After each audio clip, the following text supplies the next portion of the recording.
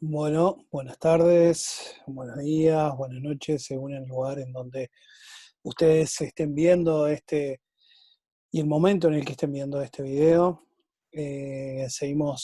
Comenzamos ahora con la segunda semana de trabajo en este curso de educación permanente sobre afrodescendencia, los imaginarios que se han desarrollado y las representaciones que se han desarrollado sobre la población afrodescendiente.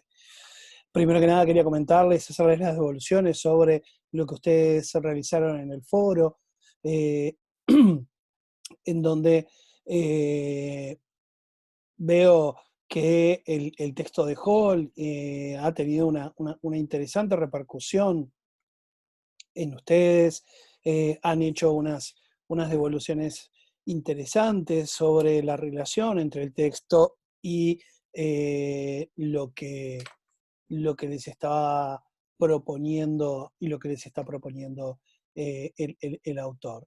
En principio, bueno, señalar tanto para ustedes que trabajan en la plataforma EVA como para los compañeros que lo vienen haciendo hasta que logren ingresar a la plataforma a través del correo electrónico, que es el modo que hemos encontrado para no dejar a ninguno ninguno afuera mientras se realiza este, este, este trámite, es ver cómo rápidamente se apropiaron y se ve en los comentarios, se apropiaron de los contenidos de la propuesta que Hall hace a partir de estas categorizaciones que establece, ¿no?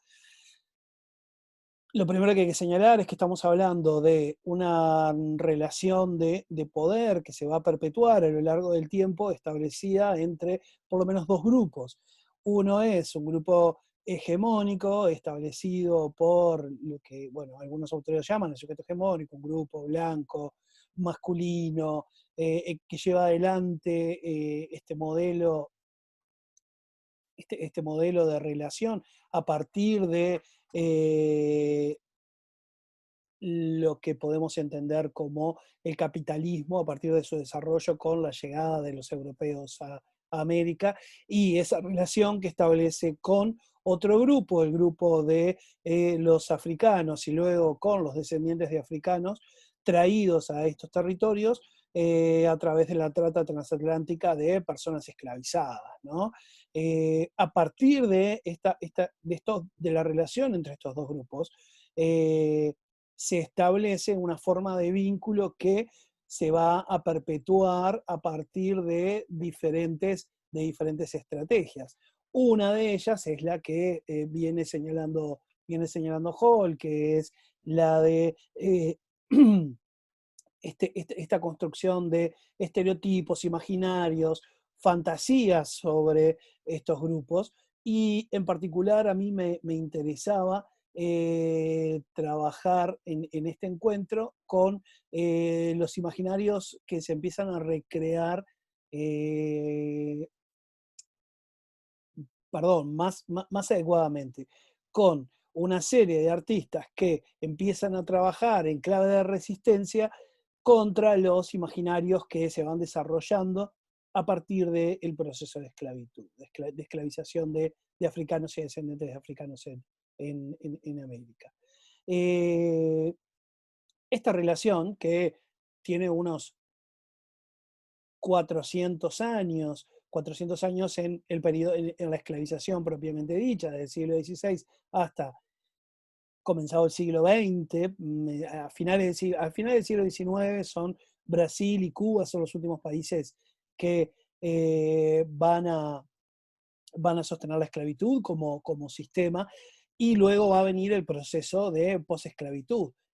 En ese extensísimo periodo vamos a encontrar que, entre otras cosas, se van a solidificar dos cosas. Una es una serie de ideas sobre los afrodescendientes, y a partir de esas ideas una serie de modos del vínculo. Esos modos del vínculo están dados por, como ya les decía, básicamente por una, eh, un juego de poder en donde hay una construcción sobre estas poblaciones, lo que vamos a conocer como la diáspora africana, en América, lo que en la actualidad llamamos la diáspora africana en América, y en esa misma construcción hay una exclusión de los sistemas sociales, hay una exclusión de las economías y la posibilidad de desarrollarse. Principalmente a partir de una serie de ideas que hay que se establecen sobre estas poblaciones, ¿no?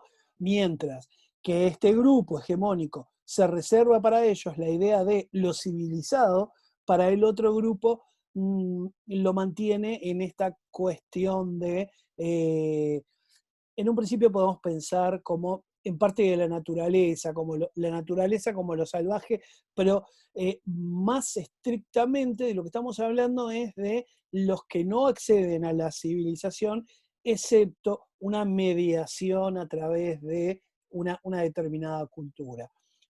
E incluso cuando ingresan a esto, cuando se integran a esta integración, entre comillas, cuando se integran a esta forma civilizatoria, hay en su propia naturaleza una serie de elementos que no les permite un acceso pleno, y eso de alguna manera justifica ese mantenerlos en un plano de inferioridad con respecto al otro grupo, ¿no? Ustedes, bueno, señalaron esta cuestión de esta construcción-exclusión, lo estereotipado y lo reducido de los roles que se da para estas personas, roles que se van a mantener no solo en el campo laboral, que es lo más que es lo más evidente, sino que también hay una serie de ideas sobre esto que tiene que ver con la forma en la que son representados, la forma en la que son vistos, las ideas que hay sobre ellos, sobre su naturaleza, sobre su sexualidad, sobre las formas de vínculo que tienen, sobre la calidad moral de cada uno de ellos o sobre la calidad de lo que producen.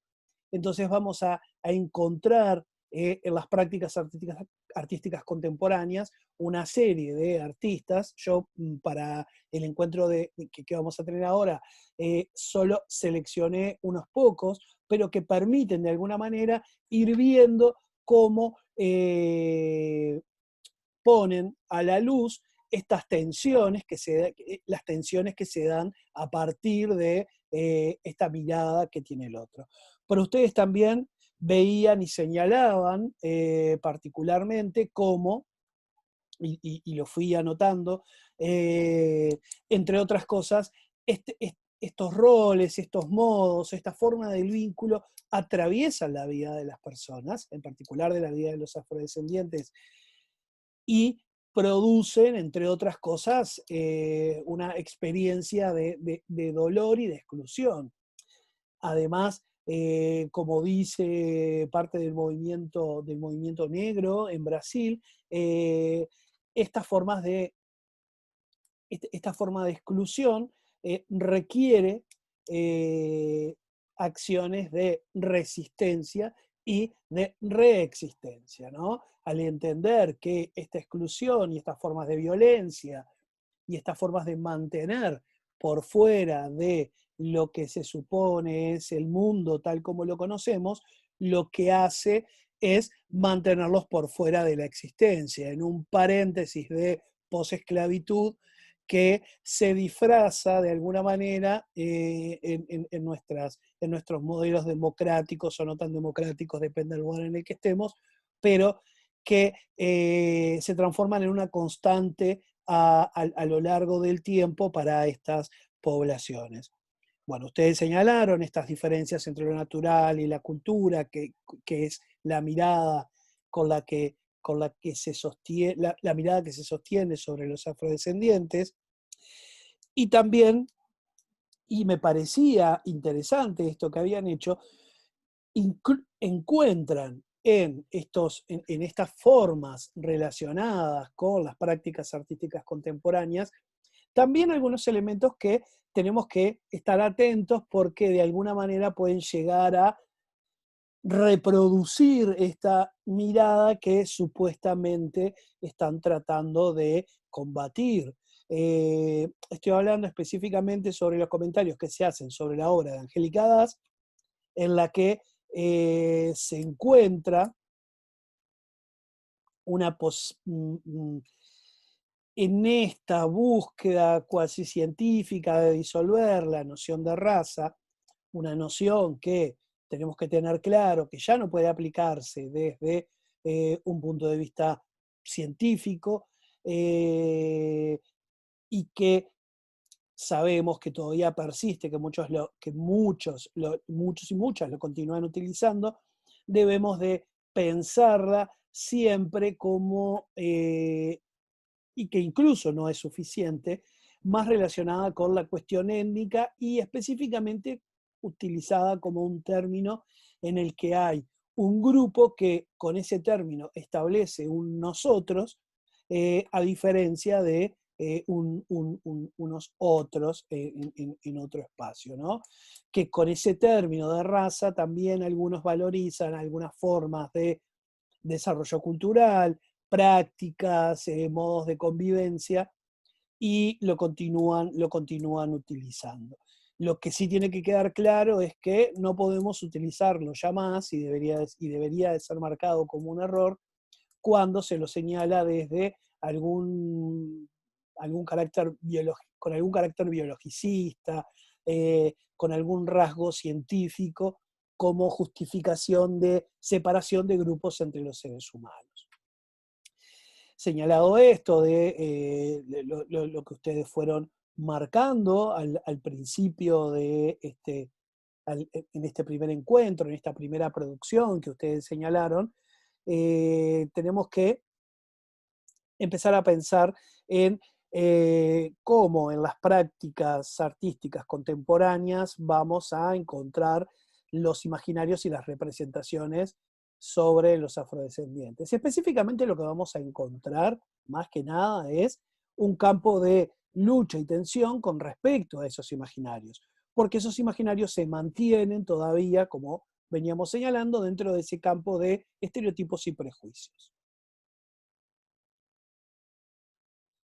Para este encuentro voy a seguir con esta selección de elementos que estamos trabajando. Déjenme que llegue a esta primera cita que me servía para enmarcar esta idea que les proponía, y que la tomo de una cita de Agustín Laomonte, el puertorriqueño Agustín Laomonte. Él, en su libro Contrapunteos diaspóricos, cartografías políticas de nuestra Afroamérica, le da un marco a esta cuestión de la esclavitud y señala como un punto de partida, ¿no? La esclavitud moderna, que combinó sobreexplotación capitalista con racialización y con deshumanización de los sujetos africanos, fue un sistema de dominación sin hegemonía que confrontó luchas múltiples desde su institucionalización en el largo siglo XVI, que variaron desde resistencias singulares, como envenenar la comida de los amos, hasta revueltas locales y creación de sociedades cimarronas como zonas liberadas, llamados palenques, cumbés o quilombos. De hecho, esto es la introducción al largo capítulo que Laomonte hace sobre la revolución haitiana, llega a tener su punto cúlmine en Haití y en la revolución que van a llevar adelante, ¿no? Pero esta cita de Laomonte, de lo que nos habla también es de cómo ver y nos permite entender cómo fue ese proceso de trata esclavista y de esclavización en el territorio americano. Primero estaba basada en un componente racial, ¿no? Y ahí sí estamos utilizando racial en ese término clásico de un grupo humano diferente y separado de otro. ¿Por qué? Porque todo este proceso de esclavización estuvo basado en la idea de que había un grupo, el grupo de los africanos y sus descendientes, que eran una categoría diferente de lo humano, de hecho casi no se lo consideraba humano, eh, al que se los sobreexplotó, en donde se transformaron en máquinas para la producción, elementos para la producción, una parte más de ese extenso proceso, pero sin tener, yo creo que no es lejano utilizar el término de no tener piedad con ellos, ¿no? Fueron utilizados hasta que morían y eran sustituidos por otras piezas en este engranaje. La deshumanización de estos sujetos, ser considerados como animales para el trabajo, con alguna inteligencia suficiente para llevar adelante algunas cuestiones más complejas, pero básicamente eran considerados no humanos. Eso es un elemento que va a terminar cristalizando en la mirada y en los imaginarios que se tienen en la actualidad sobre las poblaciones afrodiaspóricas, como las llamamos en la actualidad, y eso es uno de los sustentos del racismo en la mutación que lo conocemos en la actualidad, donde muchos siguen, no hubo tal mutación que en ese aspecto, siguen considerando que hay una diferencia tal que casi es inadmisible el vínculo entre unos y otros. Pero además, Lao Monte llama la atención sobre una idea que es necesario remarcar. Este proceso no fue un proceso pacífico, no fue un proceso en donde dos grupos se encuentran y aceptan con resignación la forma de relación que van a tener uno con el otro. No, en realidad acá lo que hubo fue un extenso, a lo largo de América, proceso de resistencia, dado desde diferentes lugares y en diferentes magnitudes, como lo señala Lago Monte, ¿no? Desde la experiencia de el quilombo Palmares, hasta tempranamente en Jamaica los cimarrones estableciendo un pacto con las autoridades británicas de la isla, porque en su rebelión estas autoridades no logran dominarlos, no logran reducirlos y terminan firmando con ellos tratados de no agresión y de ceder determinada parte del territorio, incluso con condiciones económicas como las conoceríamos hoy.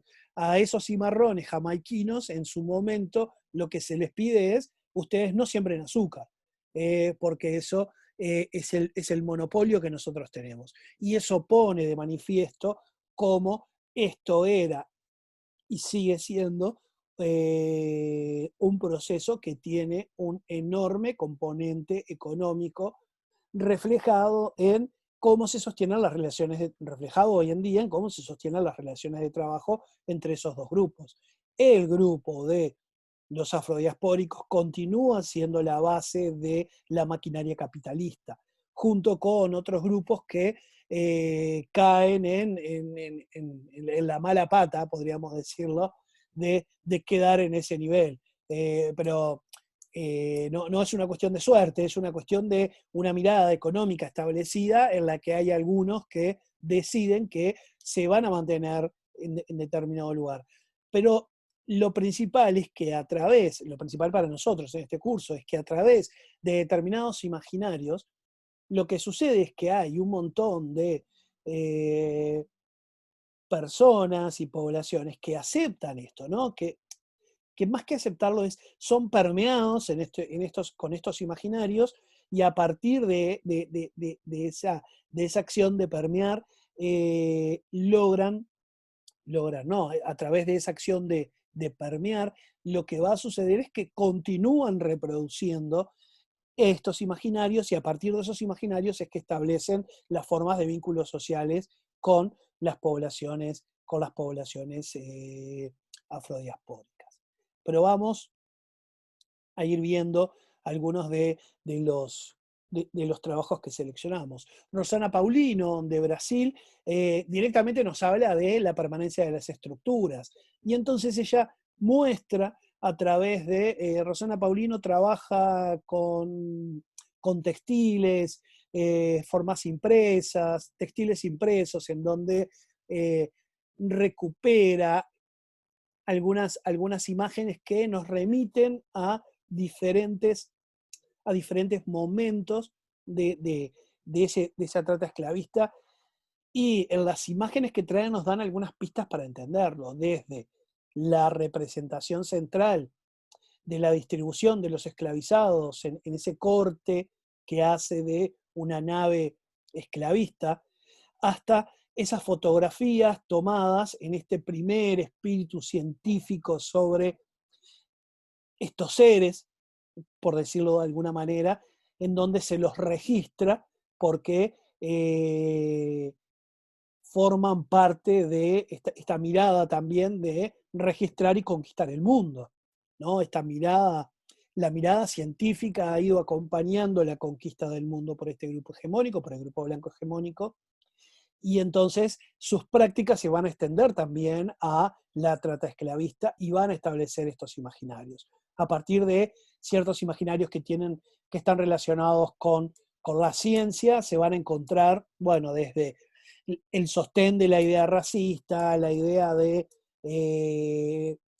este cuerpo negro que de alguna manera es diferente a el cuerpo humano, ¿no?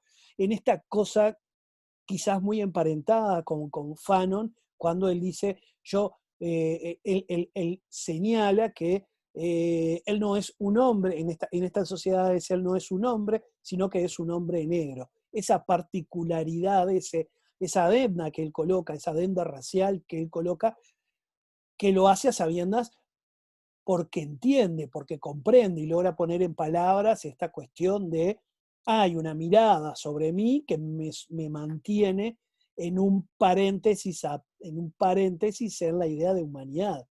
Entonces, acá tenemos esas imágenes y es interesante este juego que hace Rossana Paulino de recorte de eso, escamoteando de alguna manera y en alguna parte de esa imagen lo humano, ¿no? Es como hay algo que falta y hay algo que se ha recortado. También íbamos a ver cómo se va, en otros trabajos vamos a estar viendo esta idea de recurrir a formas impresas de ese periodo. La calavera, que podría ir. A ver, la idea no es tampoco esta cuestión de desentrañar cada uno de los elementos que encontramos en la imagen. Ahí lo que tiene que pasar es ver cómo nos resuena cada uno de nosotros, pero no deja de ser interesante también mirar en cómo está construido esto, ¿no? En ese cartel que habla de la permanencia de las estructuras, claramente, ¿no? Ahí Rossana Paulino no tiene, no esconde de lo que está hablando, no utiliza una metáfora. En la permanencia de las estructuras no es una metáfora, nos está mostrando cómo desde el barco esclavista, pasando por la mirada pseudocientífica que revisó esto, la cultura de muerte que estuvo vinculada a ellos, que estuvo vinculada a todo el proceso esclavista, y además coloca estos azulejos o esta tela impresa con azulejos pseudo, pseudo azulejos que remiten a lo portugués o a lo europeo, nos está mostrando también sobre quiénes están jugando en este papel, ¿no? Y cómo es esa cultura, y ahí nos está, bueno, elige esta imagen de los perros de casa atacando algún tipo de presa. No hay dudas que la obra de Rossana Paulino lo que está mostrando es una enorme, es parte de este campo de resistencias a, a esta, a esta cuestión de el racismo y los imaginarios que sobre los afrodescendientes se vienen desarrollando. Se vienen desarrollando, se sostienen, permanecen, se modifican, pero en esas modificaciones en realidad siempre estamos volviendo a formas del vínculo que remiten a este primer barco y a esta primera relación y estructuración del mundo, por lo menos desde ese lugar. Sidney Amaral, también de Brasil, Tiene una larga serie de dibujos y estampas en donde se coloca, él se autopercibe como un hombre afro, y se coloca a partir de elementos de la modernidad, pero en elementos contemporáneos, pero relacionados con cuestiones actitudes y funciones que eran dadas a hombres como él en el periodo de la esclavización. Entonces ahí muestra como las molestias e historia del sanitarismo en Brasil, ¿no?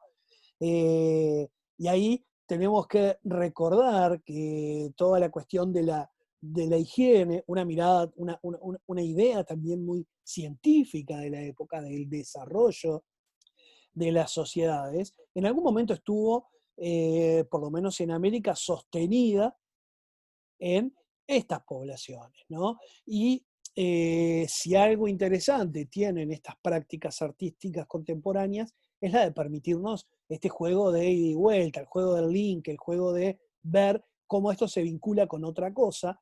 Y no podemos más que ir a Montevideo, a la Plaza Viera, y recordar la estatua del aguatero, cuando de hecho sabemos que ahí lo que estaba representado era quien sacaba las aguas servidas del territorio, del territorio, del domicilio de las personas.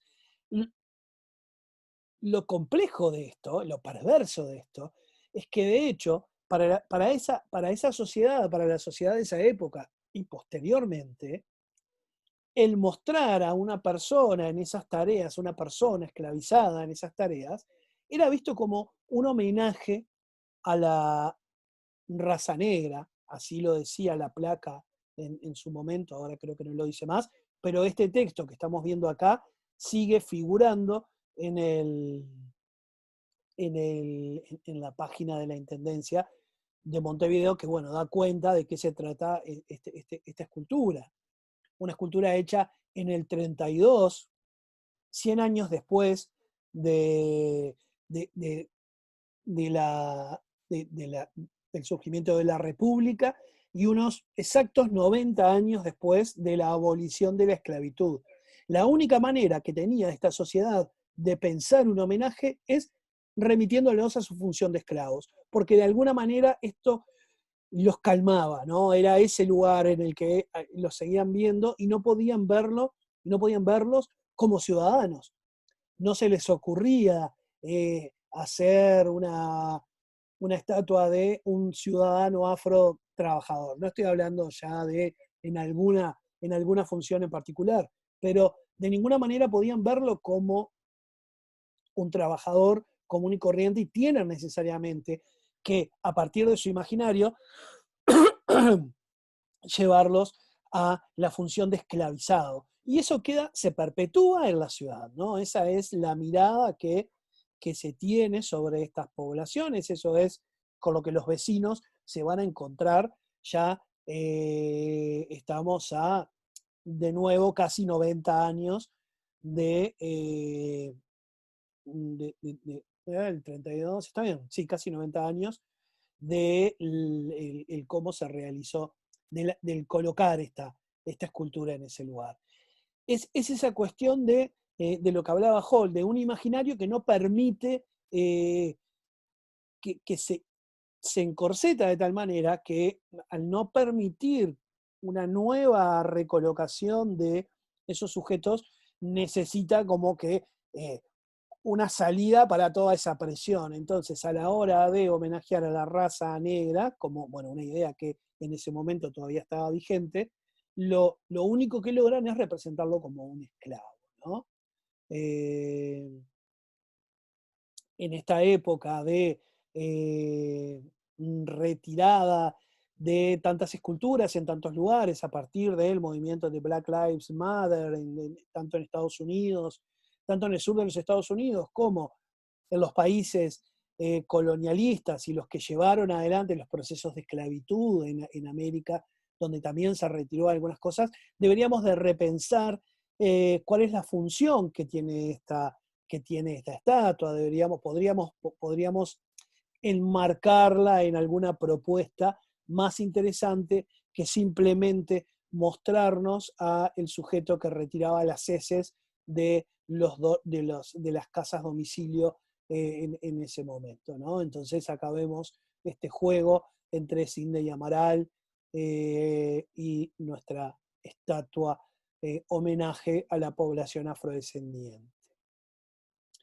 La obra, perdón, la obra es de Belloni, me había olvidado de mencionarlo, ¿no? De ahí podemos pasar a otro artista que es Glenn Leon, eh, que también va a ser una serie de estampas. Yo seleccioné dos para que las vieran. Y lo interesante, además del objeto que va a proponer, eh, a ver, el juego, como en muchas de las cuestiones relacionadas con las prácticas artísticas contemporáneas, el interés no está tanto en esa imagen, sino en lo que esa imagen propone y en lo que esa imagen hace con nosotros, ¿no? Cómo nos lleva a pensar esta cuestión de los imaginarios y cómo seguimos pensando sobre estas poblaciones. The Runaways, los fugitivos, es una serie de 10 litografías basadas en anuncios del siglo XIX, publicados por propietarios de esclavos para localizar esclavos fugitivos. León pidió a sus amigos que escribieran descripciones de él como si estuvieran denunciando a una persona desaparecida a la policía. El procedimiento que los amos de los esclavizados utilizaban a la hora de recuperar un esclavo fugado. A partir de esas descripciones que sus amigos hacen de él, hace el texto en un molde tipográfico que imita los anuncios originales y los combina con dibujos de periódicos y panfletos de la época. Él luego explica: Runaway se trata, en términos generales, de cómo la identidad de un individuo es inextricable por la forma en que uno se posiciona en la cultura, por la forma en la que la gente te ve desde contextos históricos y políticos.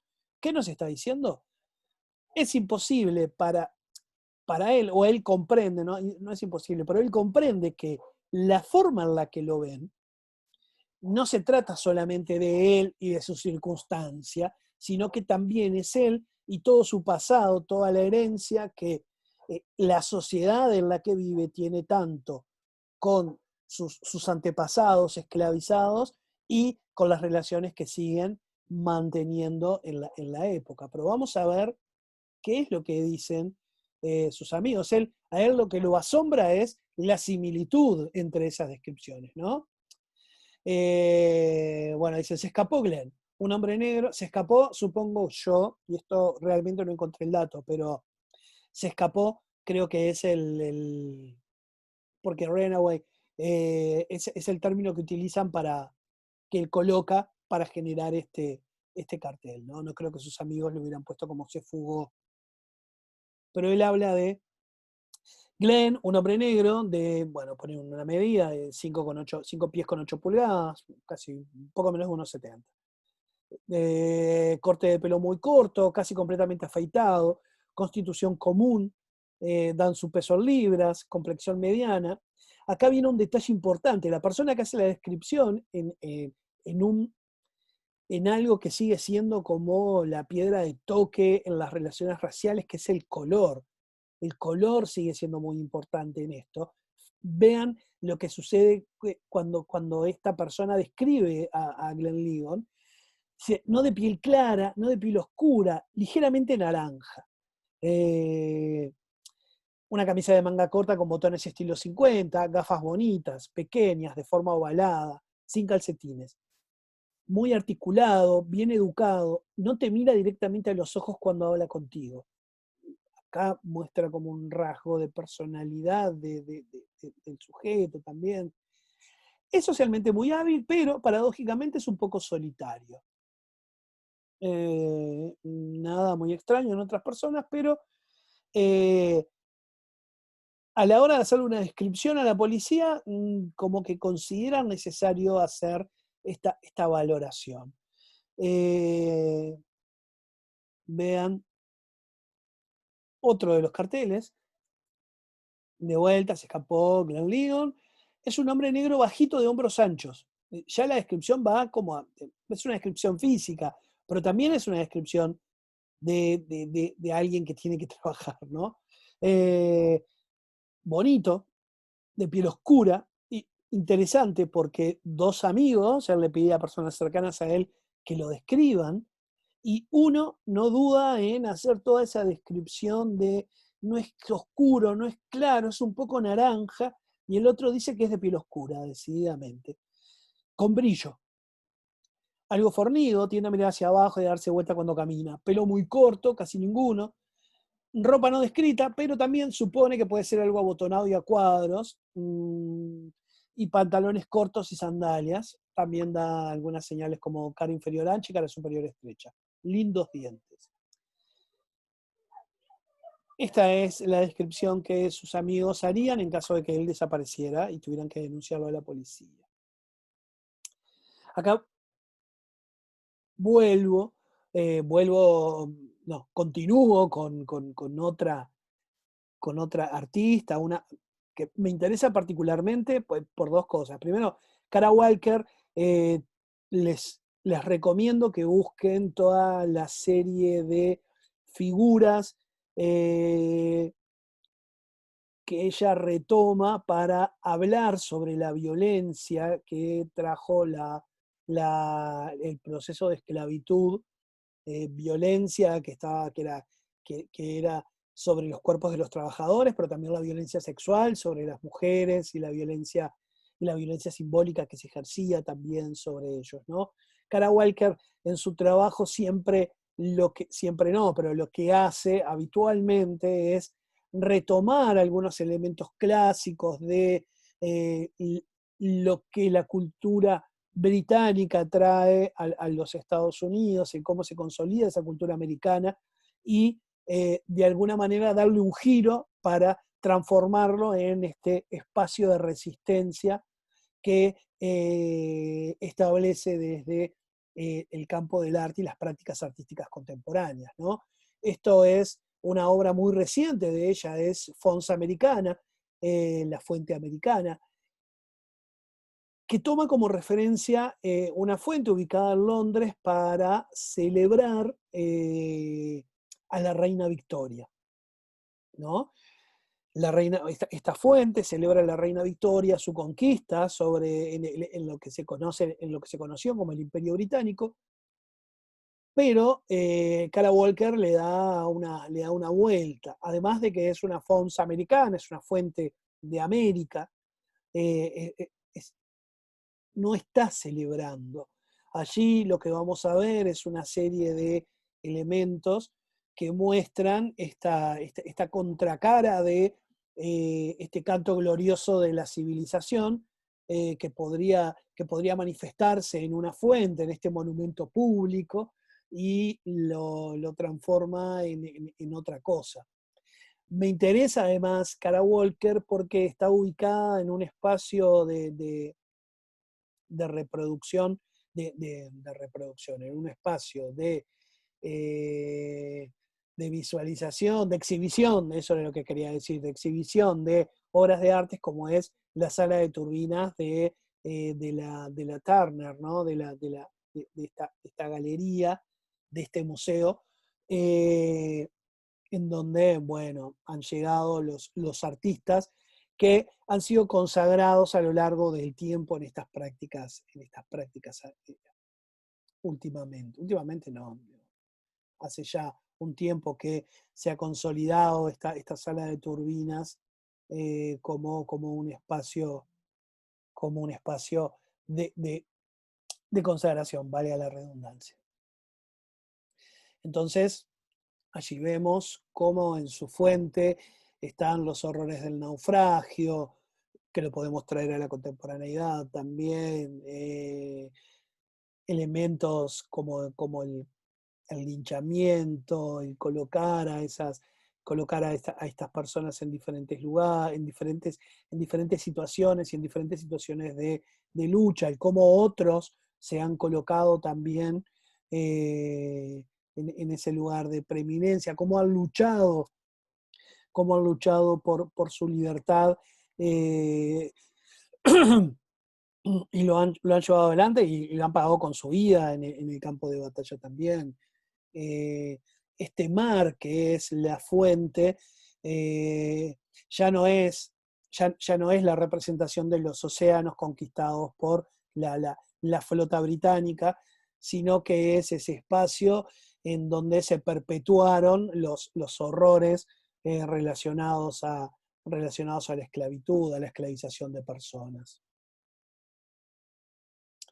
Omar Víctor Diop, senegalés, radicado en Francia, fotógrafo él, va en su trabajo, a lo largo del tiempo, él va tomando exactamente esto con lo que estamos trabajando, una serie de estereotipos, imaginarios, elementos relacionados con la diáspora africana, el cómo es vista desde Europa, el cómo es vista desde la cultura occidental, desde ese lugar cuna de la cultura, y él lo retoma y lo recrea en diferentes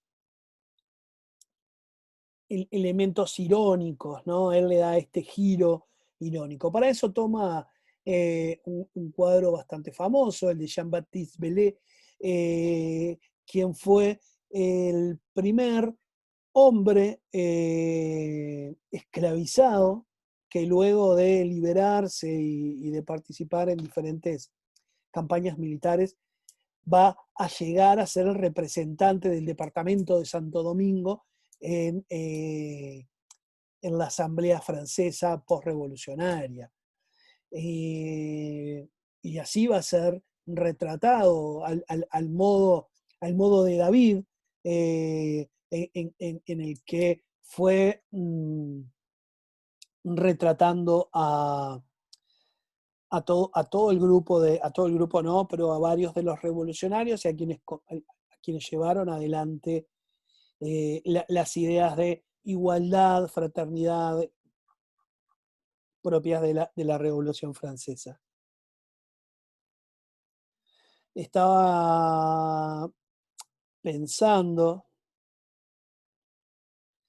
en Belé y en cómo llega, ¿no? a encumbrarse en ese lugar, un hombre que va a nacer, al igual que Omar Víctor Diop en Senegal, y va a ser el primer diputado negro en la historia parlamentaria francesa, ¿no? Que va a tener un retrato hecho por uno de los principales retratistas de ese momento, de Giraudet.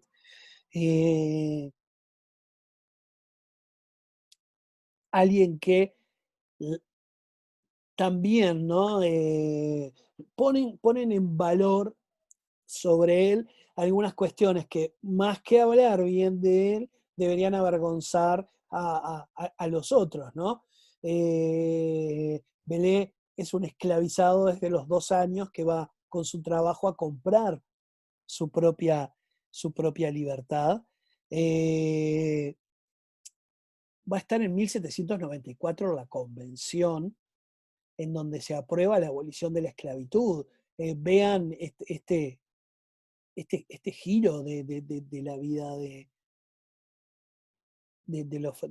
Belé, ¿no? Como comandante de la gendarmería. Es una vida muy, muy interesante. Es una vida en la que, según estos modos que conocemos ahora, sería como el ejemplo clásico de la meritocracia, ¿no? Alguien que se construye a sí mismo, que logra llegar a un lugar que era impensable para alguien como él en ese momento. Diop le da un giro muy, muy interesante, reconstruye este retrato, pero a la hora de elegir los elementos nos muestra una pelota de fútbol. Y no nos queda más que pensar en la Francia mundialista y en todo lo que sucede en torno a ese cuadro de fútbol y en todo lo que sucede con una selección en la que la mayor parte de las personas que la componen son racializados, valga el término, y además provienen de las colonias. Entonces está esta idea de, ¿estamos realmente frente a una selección francesa? ¿Son franceses? ¿Es posible llegar a ese lugar? Pensar en Hall y esta idea de lo británico, no por una cuestión esencial, sino en contraposición a lo no británico. De alguna manera esta gente puede llegar, los racializados, los venidos de la colonia o los descendientes de los ex colonos, colonizados, pueden llegar a adquirir esa condición. El fútbol puso en relieve esto que hasta este momento circulaba, pero no se había hecho tan manifiesto, ¿no? Finalmente, para, para que veamos esto, tenemos a Marie Sibandé. Sibandé, mi acento no es muy bueno. Ella es sudafricana y además nacida y más que nacida, llega a la vida adulta en el periodo post-apartheid, ¿no? Y en su obra ella sigue mostrando cómo, si bien el terrible sistema del apartheid ya no existe, eh, las tensiones raciales entre las poblaciones sudafricanas, tanto las de origen europeo como las de los grupos originarios africanos, siguen existiendo, y cómo hay una mirada que todo el tiempo lo lleva, hay una mirada blanca que todo el tiempo lo lleva a estos africanos, a estas poblaciones originarias africanas, a ese lugar de servidumbre. Su obra se llama They Don't Make Them Like They Used to. Horrible me salió, pero bueno. Ya no los hacen como antes, o algo así, ¿no? Ya no lo hacen como era usual. Y la vemos a ella en este uniforme este uniforme de servidumbre colonial, tejiendo un buzo de superhombre. Cuando uno ve esto, que de hecho no es solo una fotografía, sino que es una especie de maniquí, también colocado ahí con los rasgos de ella, eh, el, el, las referencias son múltiples, ¿no? Desde la idea de superhombre, cúspide de una civilización y por supuesto blanco, desde esta idea de sujeto hegemónico, que primero añora que lo que está a su servicio ya no es esto que se está mostrando, ¿no? Las relaciones de trabajo y de vínculo han logrado superar por lo menos el periodo de la esclavitud, a pesar de que hay muchísimas otras cosas a superar, ¿no? La discriminación y el racismo. Pero también nos está mostrando que la construcción de ese superhombre estuvo en manos de estas poblaciones, ¿no? Lo que logró construir, lo que logró acumular, lo que logró hasta llegar a ser este súper, en realidad fue porque hubo otras manos que estuvieron construyendo su traje, su, su super ser. Y desde el lugar de la servidumbre. Entonces, es ahí donde se puede ver. Y se puede ver que el construir este pullover, este traje de superhombre, es una trama donde aparecen, donde están tejidos determinadas cuestiones y donde hay otros sujetos que también tienen que ver con esto, ¿no? Como ven, la serie de elementos que traje para hoy, en realidad son 4 o 5, que lo que me interesa es, primero, que se colocan desde un lugar de resistencia, desde un lugar de resistencia en donde le muestran a lo que podemos entender como el grupo hegemónico, eh, el dolor, la vergüenza, y hace una crítica muy dura sobre ese proceso. Además, estas obras lo que permiten es referenciar claramente todo este proceso, ¿no? Desde señalar algunos momentos clave, señalar algunos procesos económicos, señalar algunas formas de mostrarse al mundo que estos otros, estos sujetos que quedan relegados, están diciendo, bueno, no, miren, hay una cara B, hay una forma de entender esto que no tiene nada que ver con lo que ustedes nos están mostrando. Desde, desde la foto de Víctor Diop, que lo que dice es, bueno, mira, ustedes en algún momento encumbraron a Belí por ser el primer diputado y por los servicios prestados a la patria, pero quién esclavizado, quién racializado podría llegar a estar en ese lugar en este momento con las posibilidades que ustedes están mostrando? Eh, lo que acabamos de decir sobre la obra en esta tejer ese uso y esta idea de ya no lo hacen como antes. Sí, claro, ya el vínculo entre estos grupos no es el mismo, a pesar de que puede para algunos haber una mirada que añore, que no es el el artista también está haciendo un juego de ironía, ¿no? Víctor Amaral mostrándonos, Sidney Amaral, me parecía que algo no lo estaba diciendo bien, Sidney Amaral eh, retrotrayéndonos a, bueno, miren, incluso sus ciudades, incluso esto que ustedes consideran lo mínimo indispensable, como era el saneamiento, la limpieza, estuvo sobre nosotros, pero además sigue estando, ¿no?